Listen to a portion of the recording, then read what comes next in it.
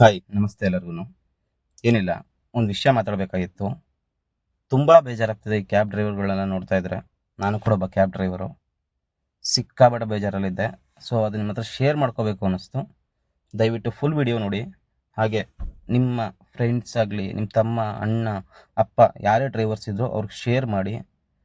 ನಾನು ಸಬ್ಸ್ಕ್ರೈಬ್ ಮಾಡಿ ಅಂತ ಕೇಳಲ್ಲ, ಯಾಕೆ ನನಗೆ ಈ ಲೈವಿಂದ ಏನೂ ಆಗಬೇಕಾಗಿಲ್ಲ. ಆದರೆ ಈಗ ಎಲ್ಲ ಈ ಥರ ನಿಂತ್ಕೊಂಡಿದ್ರ ಜೊತೆ ಮಾತಾಡಿಲ್ಲ ಅಂದರೆ ಮುಂದಕ್ಕೆ ತುಂಬ ಕಷ್ಟ ಆಗುತ್ತೆ. ಇವಾಗ ಬೈಕ್ ಅವ್ರಿಗೆ ನೈಟ್ ಹೊತ್ತು 1.5 ಕೊಡ್ತಾ ಇದ್ದಾರೆ, ಆಟೋದವ್ರಿಗೆ 1.5 ಕೊಡ್ತಾ ಇದ್ದಾರೆ. ಕಾರವ್ರಿಗೆ ಎಷ್ಟು ಕೊಡ್ತಾ ಇದ್ದಾರೆ ಅಂತ ಅಂದ್ಕೊಂಡಿದ್ದೀರಾ? 10 ರೂಪಾಯಿ 12 ರೂಪಾಯಿ ಕಿಲೋಮೀಟರ್ ಕೊಡ್ತಾ ಇದ್ದಾರೆ ಕಾರವ್ರಿಗೆ. ಬೈಕಿಗೆ 1 ಲೀಟ್ರ್ ಪೆಟ್ರೋಲ್ ಹಾಕ್ಸಿದ್ರೆ 45 ಕಿಲೋಮೀಟರ್ ಕೊಡುತ್ತೆ, ಆಟೋಗೆ 40 ಕಿಲೋಮೀಟರ್ ಕೊಡುತ್ತೆ. ಬಟ್ ನಮ್ಮ ಕಾರವ್ರಿಗೆ ಎಷ್ಟು ಕೊಡುತ್ತೆ? 15, 17. ನಿಮ್ಗೆ ಇಲ್ಲಿ ಸೈಡಲ್ಲಿ ಇಲ್ಲಿ ಆಗ್ತಿದ್ದೀನಿ ನೋಡಿ. ನಾನು ಡ್ಯೂಟಿ ಮಾಡಿರೋದ್ರಲ್ಲಿ ಬೆಳಗ್ಗೆಯಿಂದ ಎಷ್ಟು ಡ್ಯೂಟಿ ಮಾಡಿದೆ, ಎಷ್ಟು ಕೊಡ್ತಾ ಇದ್ದೀನಿ ಅಂತ ನೋಡಿ. ಈ ಓಲಾದವ್ರು ಉದ್ಧಾರ ಆಗಿದ್ದು ಬೈಕ್ ಅವರಿಂದಲ್ಲ, ಆಟೋದಿಂದಲ್ಲ. ಆಟೋದವರು 2 ವರ್ಷದಿಂದ ಬಂದರು, ಬೈಕ್ ಅವರು ಇವಾಗ ರೀಸೆಂಟಾಗಿ 6 ತಿಂಗಳು 1 ವರ್ಷ ಆಗಿರ್ಬೋದು. ನಿಮ್ಮ ಓಲಾ ಊಬರು ನಿಮ್ಮನ್ನು ಮೇಲೆತ್ತಿದ್ದು ನಾವು ಕ್ಯಾಬ್ ಡ್ರೈವರ್ಸು. ಸ್ವಲ್ಪ ಯೋಚನೆ ಮಾಡಿ. 2 ತಿಂಗಳಿಂದ EMI ಕಟ್ಟಿಲ್ಲ. ಈ ಥರ ರೇಟ್ಗಳು ಕೊಟ್ಟು ಏನು ಮಾಡಬೇಕು ಅಂತ ಅಂದ್ಕೊಂಡಿದ್ದೀರಾ ಕ್ಯಾಬ್ ಡ್ರೈವರ್ಗಳನ್ನೆಲ್ಲ? 15 ಕಿಲೋಮೀಟರ್ಗೆ ಹೀಗೆ ಹೋಗ್ತಾ ಇದ್ರೆ EMI ಕಟ್ಟಕ್ಕಾಗದೇ ಸತ್ತೋಗ್ಬಿಡ್ತಾರೆ ಜನಗಳು.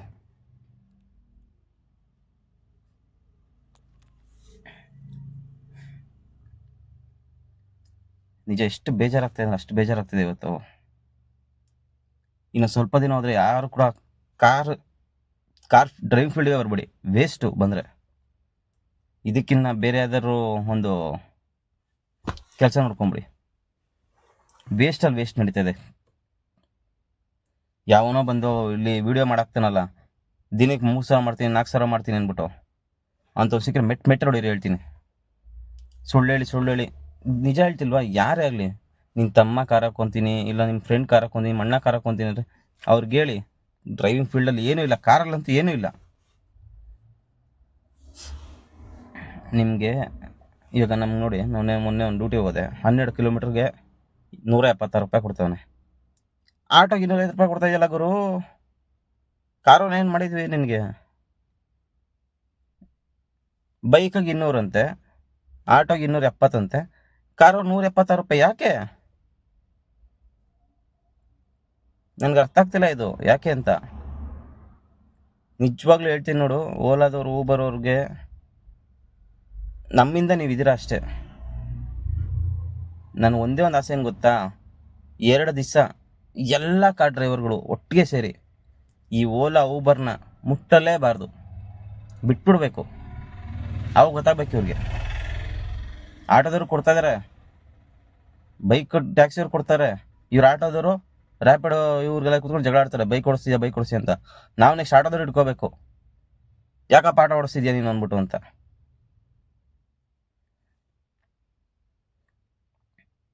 ನನ್ಗೆ ಅವ್ರು ಕೊಡೋದ್ರ ಬಗ್ಗೆ ಬೇಜಾರಿಲ್ಲ, ಯಾಕಂದ್ರೆ ಅವ್ರು ಕಷ್ಟಪಟ್ಟು ಅವ್ರು ಇದು ಮಾಡ್ತಾರೆ. ನಾನು ಹೇಳ್ತಿರೋದು ಅವ್ರಿಗೆಲ್ಲ ಅವ್ರು ನಿಂತ್ಕೊತಾರೆ, ನಮ್ಗೆ ಯಾರು ನಿಂತ್ಕೊತಾ ಇದ್ದೀರಪ್ಪ?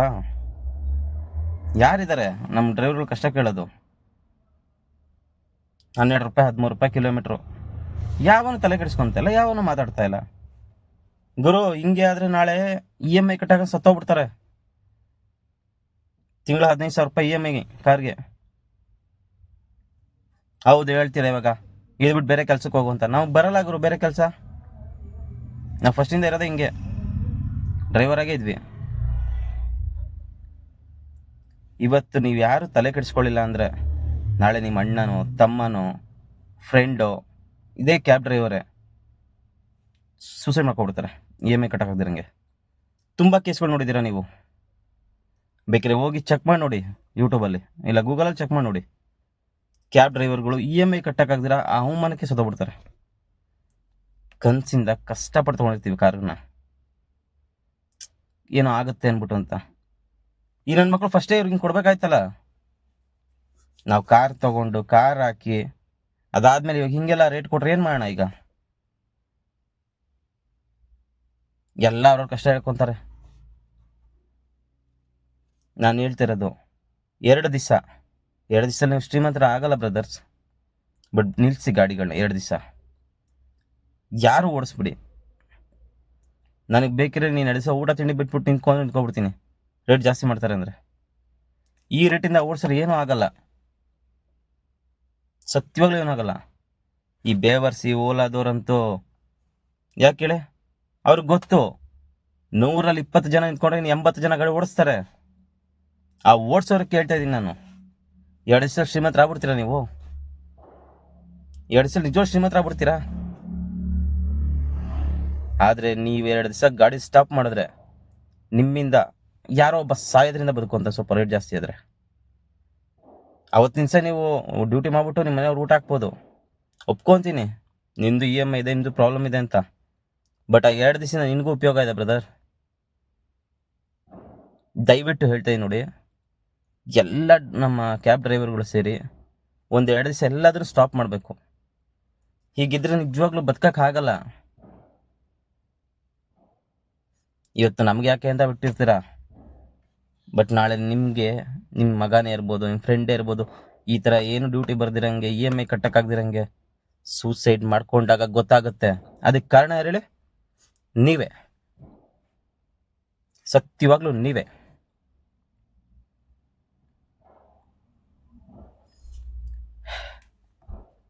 ಇವತ್ತು ಯಾಕೋ ಸಿಕ್ಕಾಬಿಡು ಬೇಜ. ಬೆಳಗ್ಗೆಯಿಂದ ಬರೀ 800 ರೂಪಾಯಿ ಡ್ಯೂಟಿ ಆಗಿದೆ. ಅದು ಎಷ್ಟು ಕೊಡ್ತಾವನೆ? ಕೆಂಗೇರಿಯಿಂದ ಇವಾಗ ದೇವಳ ಪೆಟ್ರೋಲ್ ಬ್ಯಾಂಕ್ ಹತ್ರ ಬಂದರೆ 160 ರೂಪಾಯಿ ಕೊಡ್ತಾ ಇದ್ದಾನೆ. ಯಾವ ಲೆಕ್ಕದಲ್ಲಿ ಕೊಡ್ತಾ ಇದೆಯಾ ಅವರು? ಆಟೋದನೇ 300 ರೂಪಾಯಿ 400 ರೂಪಾಯಿ ಹೊಡಿತಾನಲ್ಲಪ್ಪ. ಏನು ನಾವು ಕಾರ್ ಹಾಕಿತ್ತಪ್ಪ?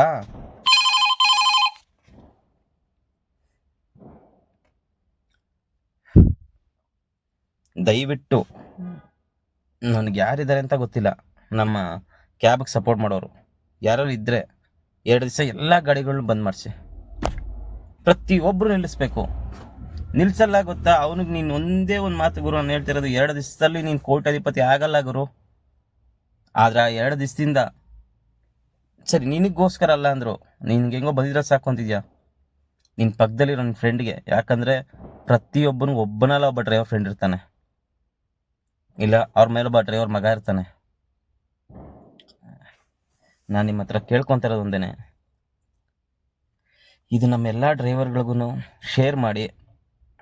ದಯವಿಟ್ಟು ಕ್ಯಾಬ್ ಡ್ರೈವರ್ಗಳೇ ಎಲ್ಲ ನಿಂತ್ಕೋಬೇಕು.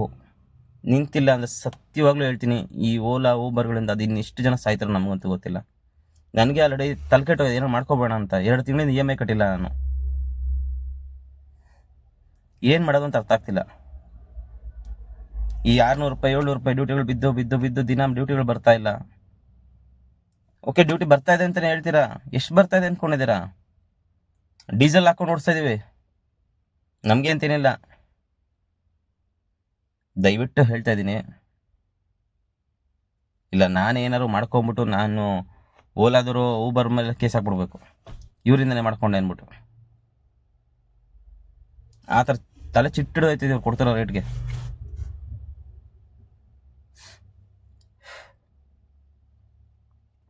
ದಯವಿಟ್ಟು ಇದನ್ನು ಶೇರ್ ಮಾಡಿ.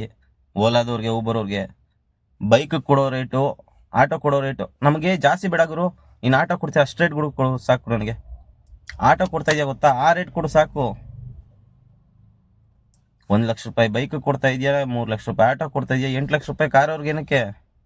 ಏನು ತಪ್ಪು ಮಾಡಿದ್ವಿ ಕಾರವರು?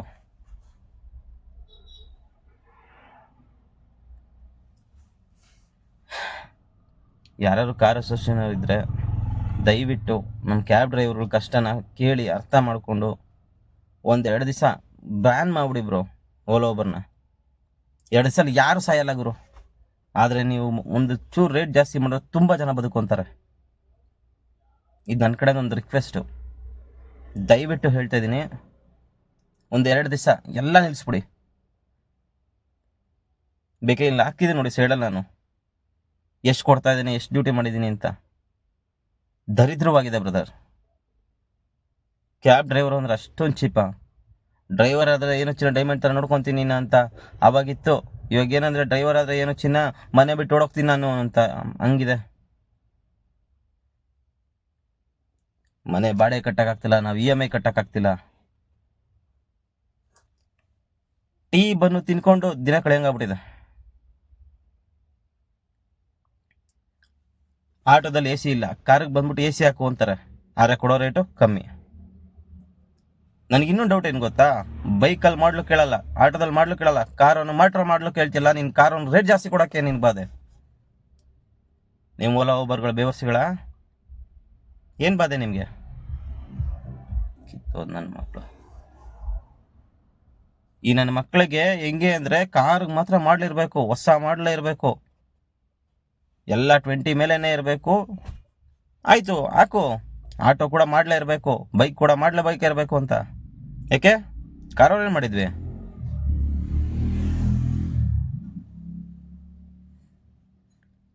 ಇಷ್ಟೊತ್ತರೂ ನೋಡಿದ್ದಕ್ಕೆ ಧನ್ಯವಾದಗಳು. ಆದರೆ ನನ್ನ ಒಂದೇ ಒಂದು ರಿಕ್ವೆಸ್ಟು, ನಿಮ್ಮ ಫ್ರೆಂಡ್ಸ್ ಆಗಲಿ, ನಿಮ್ಮ ತಮ್ಮಾಗಲಿ ಯಾವ್ದಾದ್ರು ಒಬ್ಬ ಡ್ರೈವರ್ ಇದ್ದರೆ ಆ ಡ್ರೈವರ್ ಸೆಂಡ್ ಮಾಡಿ, ಅವನಿಗೂ ಒಂದೆರಡು ದಿವಸ ನಿಂತ್ಕೊಳ್ಳೋಕೆ ಹೇಳಿ. ಯಾವತ್ತರ ಒಂದಿನ ಎಲ್ಲ ಸೇರಿ ಏನೋ ಒಂದು ಮಾಡಿ. ಇಲ್ಲ ಡ್ರೈವರ್ಗಳೆಲ್ಲ ಸೂಸೈಡ್ ಮಾಡ್ಕೊಬಿಡ್ತಾರೆ ಬ್ರದರ್ಸ್. ಕ್ಯಾಬ್ ಡ್ರೈವರ್ಗಳಿಗೆ ಇವಾಗ ಇರೋ ಕಷ್ಟದಲ್ಲಿ ದೇವ್ರನೆಗೂ ಹೇಳ್ತೀನಿ, ಬೇಕಾ ಇದಕ್ಕೋಸ್ಕರ ಒಂದು ವೀಡಿಯೋ ಮಾಡಿ ಅಂದರೆ ಎಲ್ಲ ಆಟೋ ಡ್ರೈವರು, ಕ್ಯಾಬ್ ಡ್ರೈವರು ಇಬ್ಬರು ನಿಲ್ಲಿಸ್ಬಿಟ್ಟು ನಾನು ಬೇಕಾದ್ರೆ ಕೇಳಿಸ್ಬಿಡ್ತೀನಿ ಯಾರು ಜಾಸ್ತಿ ದುಡಿತಿದ್ದಾರೆ ಅಂದ್ಬಿಟ್ಟು. ನಾನು ಆಟೋದವ್ರ ಬಗ್ಗೆ ತಪ್ಪಾಗಿ ಹೇಳ್ತಾ ಇಲ್ಲ, ಯಾಕಂದ್ರೆ ನಮ್ಮ ಅಪ್ಪನ ಆಟೋನೇ ಓಡಿಸ್ತಾ ಇರೋದು.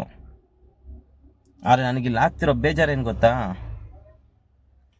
ಬೈಕೋನು ರೇಟ್ ಕೊಡ್ತಾ ಇದೆಯಾ, ಆಟೋದನ್ನು ರೇಟ್ ಕೊಡ್ತಾ ಇದೆಯಾ, ನನಗೆ ಯಾಕೆ ಕೊಡ್ತಾ ಇಲ್ಲ?